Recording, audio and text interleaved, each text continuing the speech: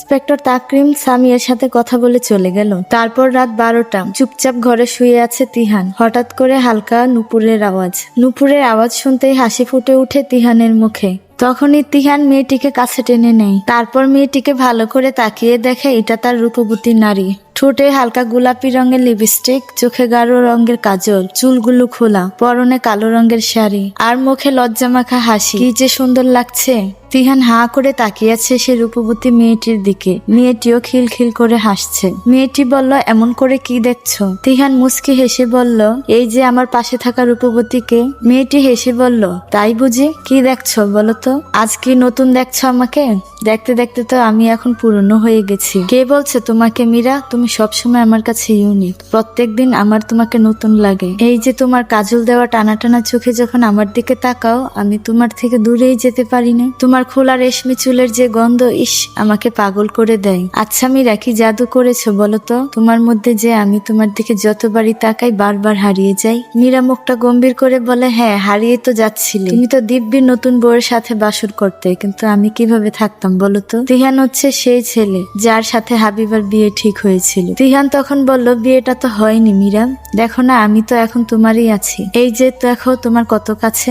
মীরা আবারও বলে, হ্যাঁ তিহান, আজ না হয় বিয়েটা হয়নি, কিন্তু কাল তোমার বাবা তো উঠে পড়ে লেগেছে তোমার বিয়ে দেওয়ার জন্য। তোমার বিয়ে হয়ে গেলে আমার কি হবে তিহান? আমি তোমাকে হারাতে চাই না। তিহান তখন বলে, কালকেরটা কালকে ভাবা যাবে, এখন ভাবতে দাও। এই বিষয়ে আর আমি কোনো ঝামেলা করতে চাই না। এই সুন্দর মুহূর্তটা আমি নষ্ট করতে চাই না। বউ বউয়ের মতো থাকবে আর তুমি তোমার মতো থাকবে। বউ আসলে কি তোমার প্রতি আমার ভালোবাসা কমে যাবে? কখনোই না। এক সময় দুজন হারিয়ে গেল এক নিষিদ্ধ ভালোবাসায়। সকাল 6টা, ধরপড়িয়ে ঘুম থেকে উঠলো মীরা। ঘড়ির দিকে তাকাতেই দেখে 6টা বাজে। মনে মনে বলল, ইস, সকাল হয়ে গেছে। কিভাবে যে মরার ঘুম ঘুমিয়েছিলাম। এই বলেই তাড়াহুড়ো করে বিছানা থেকে নেমে যায়। তিহান পিছন থেকে হাত ধরে ট্রেনে তার কাছে নেয়। মীরা বলল, এখন এত ভালোবাসা দেখাতে হবে না, কাজ আছে আমার। তোমার ভাইকে পরিষ্কার করতে হবে। ভালোবাসা আবার রাতে দেখাবে। এই কথা বলে মীরা আর দেরি না করে ঘরের দরজা খুলে চারিদিকে একবার চোখ বুলিয়ে দেখলো আশেপাশে কেউ আছে কিনা। আশেপাশে কাউকে না দেখে তারপরে জোরে জোরে হেঁটে চলে যায় নিজের ঘরে। ঘরে ঢুকতেই দুর্গন্ধ নাকে আসে মীরার। রাগে ঘৃণায় মুখ কুঁচকে নেয়। তারপর তাকায় বিছানায় শুয়ে থাকা তার স্বামী আশরাফের দিকে। তারপর বিরক্তি নিয়ে আশরাফকে পরিষ্কার করে ওয়াশরুমে গোসল করাতে ঢুকে। এদিকে সবকিছু দেখে আশরাফের চোখ থেকে এক ফোঁটা জল গড়িয়ে পড়ে। ব্যারিস্টার কামালের 2 ছেলে, 1 মেয়ে। বড় ছেলে আশরাফ, মেজো তিহান, আর মেয়ে হলো ছোট নাহিদা। নাহিদা ঢাকা বিশ্ববিদ্যালয়ে পড়ে, তাই সেখানেই থাকে। নাহিদার পরীক্ষা থাকার কারণে তিহানের বিয়েতেও আসতে পারেনি। তিহান পড়াশোনা শেষ করে ইঞ্জিনিয়ার। বাড়ি থেকে অফিসে যাতায়াত করে। আর আশরাফ ছিল আর্মির মেজর। একটা অ্যাক্সিডেন্টে কোমায় আছেন এখন। আর আশরাফের বউ হলো মীরা, বিখ্যাত ব্যবসায়ী আরাফাত চৌধুরীর মেয়ে। কামাল সাহেব নিজে পছন্দ করে সুন্দর, নম্র, ভদ্র, শিক্ষিত মেয়ে নিজের ছেলের জন্য এনেছিলেন। বিয়ের পর থেকে মীরা অবশ্য আদর্শ বৌমা হয়েই উঠে। প্রথম 1 বছর আশরাফের সাথে খুব ভালো সম্পর্ক ছিল, কিন্তু আশরাফ তখন মীরাকে বাড়ি রেখে চাকরিতে চলে যেত। অনেকদিন পর পর ছুটিতে আসতো। এটা মীরা মানতে পারেনি। একসময় দুজনের মধ্যে দূরত্ব সৃষ্টি হয়। আর তখনই ধীরে ধীরে তিহানের সাথে সম্পর্ক গড়ে ওঠে। এরপর আশরাফ মীরাকে নিজের কাছে নিতে চাইলেও মীরা আর যায়নি, কারণ মীরার মনে তখন তিহানের বাস। এভাবে কেটে যায় 3টি বছর। এরই মধ্যে একটা গাড়ি অ্যাক্সিডেন্টে আশরাফ কোমায় চলে যায়। আশরাফ কোমায় যাওয়ার পর অবশ্য মীরার বাবা মা এসেছিল নিয়ে যেতে, কিন্তু মীরা যায়নি। বলেছে বিয়ে তো একবারই হয়, সেটা হয়ে গেছে। অসুস্থ স্বামীকে ছেড়ে কোথাও যাবে না। তখন থেকে মীরা সবার চোখে একটু বেশি আদরের। যদিও তিহানের সাথে একটু বেশি গভীর সম্পর্ক ততদিন হয়ে গেছে, যা দিনের বেলায় এরকম থাকে আর রাতের বেলায় আরেক রকম। দিনের পর দিন দুজন নোংরা নিষিদ্ধ সম্পর্কে জড়িয়ে রয়েছে।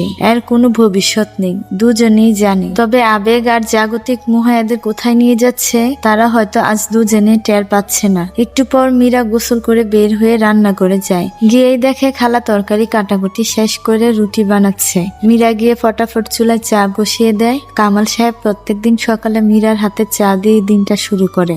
চা কাপে ঢালা শেষ হতে কামাল সাহেব এসে ড্রয়িং রুমে সোফায় বসলো। মা মীরা, চা কোথায়? মীরা মাথায় কাপড় দিয়ে চা নিয়ে এসে বলল, হ্যাঁ বাবা। কামাল সাহেব বললেন, বাহ, ভালো হয়েছে তো মা চাটা। মীরা হেসে বলল, বাবা একটা কথা বলার ছিল। কামাল সাহেব বললেন, বলো মা। মীরা বলল, বাবা আপনার ছেলেকে একবার ডাক্তার দেখাতে হবে, 2 মাস পর নিয়ে যেতে বলেছিল, 2 মাস হয়ে গেছে। কামাল সাহেব বললেন, ঠিক আছে মা, তিহানকে সাথে নিয়ে যেও। মীরা বলল, আচ্ছা বাবা। একটু পর সকালের নাস্তা করে কামাল সাহেব চলে যায়। তারপর মীরা আর মীরার শাশুড়ি আর খালা নাস্তা করে। 10টার দিকে তিহান এসে খাবার খায়। মীরা তিহানকে বলে, একটু পর তিহানের সাথে আশরাফকে নিয়ে মীরা ডাক্তারের উদ্দেশ্যে বের হয়। এদিকে সারা রাত গেছে, নাবিল আমার সাথে একটা কথাও বলেনি। আমিও রাগ করে কথা বলিনি। সকালবেলা নাস্তা বানিয়ে খেয়ে শাশুড়িকে চেক আপ করানোর জন্য ডাক্তারের কাছে গেলাম। 2 দিন হলো শাশুড়ির শ্বাসকষ্ট বেড়েছে, তাই সকাল সকাল ডাক্তারের কাছে চলে আসলাম। কিন্তু ডাক্তার আসলো সেই 10টা। একটু পর আমাদের ডাকলো।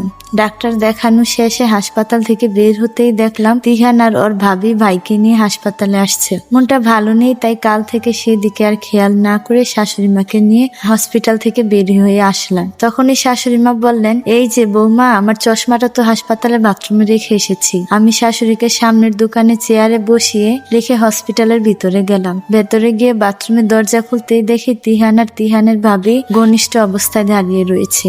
আমাকে দেখে একে অপরের থেকে ছিটকে যায়। এটা দেখে আমার চোখ খুলে যাওয়ার উপক্রম। এ কি দেখছি আমি চোখে? তিহানের সাথে ওর ভাইয়ের বোর এরকম নোংরা সম্পর্ক রয়েছে। দরজায় কলিং বেল শুনে দরজা খুলে নাবিল। দরজা খুলে দেখে ইন্সপেক্টর তাকরিম। নাবিলকে দেখে তাকরিম হেসে উঠে বলল, কেমন আছেন মিস্টার নাবিল? কি হলো, হা হয়ে দাঁড়িয়ে আছেন কেন? ভেতরে আসতে বলবেন না? নাবিল মুস্কি হেসে বলে, আরে না স্যার, কি বলেন, ভেতরে আসুন। ইন্সপেক্টর তাকরিম বললেন, তা আপনার ওয়াইফ ঋতু বসায় নেই? নাবিল বলে, না স্যার, ঋতু মাকে নিয়ে হসপিটাল গিয়েছে। ইন্সপেক্টর তাকরিম বলে, ও আচ্ছা। নাবিল তাকরিমকে বসতে দিয়ে টুক করে রান্নাঘরে গিয়ে ফ্লাক্স থেকে 2 কাপ চা ঢেলে নিয়ে আসে। তাকরিম দেখে বলে, এইসবের দরকার ছিল না মিস্টার নাবিল। তারপর নিয়ে আসলেন যখন, থ্যাংক ইউ। বাহ, চাটা তো বেশ ভালো হয়েছে। তা আপনি বানিয়েছেন? নাবিল বলে, না, ঋতু বানিয়েছে। চা বানিয়ে ফ্লাক্সে রেখে গেছে। ইন্সপেক্টর তাকরিম বলে, ও তা ওনার রান্নার হাত দেখে নিশ্চয়ই খুব ভালো। নাবিল বলে, হ্যাঁ স্যার, সব দিক দিয়ে পারফেক্ট, সবকিছু একসাথে সামলায়। ইন্সপেক্টর তাকরিম বলেন, লাভ ম্যারেজ আপনাদের? নাবিল বলেন, না স্যার, লাভ ম্যারেজ নয়, তবে আমি ঋতুকে দেখে পছন্দ করেছিলাম, তারপর ওর বাড়িতে বিয়ের প্রস্তাব পাঠাই, তারপর পারিবারিকভাবে আমাদের বিয়েটা হয়। ইন্সপেক্টর তাকরিম বলেন, ও আচ্ছা, আপনার আর হাবিবার মধ্যে কেমন সম্পর্ক ছিল? নাবিল বলে, কেমন সম্পর্ক মানে, কি বলতে চাইছেন আপনি? ইন্সপেক্টর তাকরিম হেসে উঠে বলে, আরে বাবা শান্ত হন মিস্টার নাবিল, এমনি জিজ্ঞেস করলাম। হাবিবা তো আপনার শালি ছিল, আর শালি তো আদি ঘরওয়ালি হয়, তাই জিজ্ঞেস করছিলাম। নাবিল বলে, দেখুন, হাবিবাকে আমি সবসময় ছাত্রীর চোখে দেখেছি। ঋতুর সাথে বিয়ের আগে থেকে হাবিবা আমার স্টুডেন্ট ছিল, তাই ওকে অন্যরকম ভাবার কোনো প্রশ্নই নেই। ইন্সপেক্টর তাকরিম বলে, আপনার দিকটা বুঝলাম, কিন্তু হাবিবা আপনাকে কি মনে করত? নাবিল বেশ খানিকটা রেগে গিয়ে বলে, দেখুন কি বলতে চাইছেন আপনি, ও ছোট মানুষ ছিল, কি আর ভাববে আমাকে? ইন্সপেক্টর তাকরিম বলে, আমি কি বলতে চাইছি আপনি বেশ ভালো করে বুঝতে পারছেন। যদি নাও বুঝেন তো আমি আপনাকে সোজাভাবেই বলছি, হাবিবা আপনাকে স্যারও মনে করতো না, দুলাভাইও ভাবতো না, আপনাকে সে ভালোবাসতো, আর এটা যথেষ্ট পরিমাণে বাড়াবাড়ি ছিল। তারপর নাবিল উঠে দাঁড়ায়, বলে, আপনি এটা কি বলছেন? ইন্সপেক্টর তাকরিমও জোর গলায় বলে, হ্যাঁ, এমনকি ও আপনার জন্য কিছুদিন আগে সুসাইড নোট অ্যাটেম্প করে গিয়েছিল, আর ওর কাছ থেকে সেদিন যে চিঠিটা পেয়েছিলাম সেটা আগের লেখায় চিঠি ছিল। কি ঠিক বলছি তো মিস্টার নাবিল? নাবিল টেবিল থেকে জল নিয়ে টকবক করে খায় আর মনে মনে বলে, সরি হাবিবা, তোমাকে কথা দিয়েছিলাম এই বিষয়ে কেউ জানবে না, কিন্তু এবার সব সত্যিটা আমাকে জানাতেই হবে। এই গল্পটি আজ এই পর্যন্তই। পরবর্তী পর্বটি দেখতে চাইলে অবশ্যই পেজটি ফলো দিয়ে রাখতে হবে।